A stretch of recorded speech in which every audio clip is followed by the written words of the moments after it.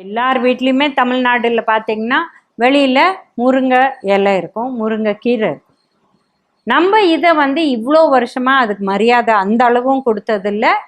இப்போது உலகம் பூரா போய் அதை சூப்பர் ஃபுட் அப்படின்னு சொல்லிட்டாங்க. இந்த சூட்டினத்தினால டெய்லி நாங்கள் சாப்பிட்றோம் அப்படின்னு நிறைய பேர் சொல்கிறாங்க. இப்போ பெரியவங்க பாரம்பரியமாக பார்த்தா வாரத்தில் 2 தடவை கொடுப்பாங்க.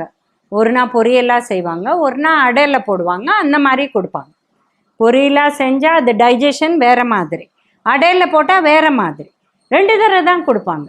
இது டெய்லி சாப்பிட்டா என்ன ஆகும்? இப்போ முருங்கை இலையில் என்ன இருக்குதுன்னு பார்த்தீங்கன்னா ஃபைபர் இருக்குது, அயர்ன் இருக்குது, கால்சியம் இருக்குது, பி சத்து இருக்குது, விட்டமின் பி சத்து எல்லாமே இருக்குது. இதை நம்ம டெய்லி சாப்பிட்டோம்னா நம்ம உடம்புல ஏற்கனவே நார்மல் அயர்ன் இருக்குது. இது எக்கச்சக்கமாக ஆயிடுச்சுன்னா அது உடம்புலேருந்து வெளியில் போகக்கூடிய வாய்ப்பு இல்லை.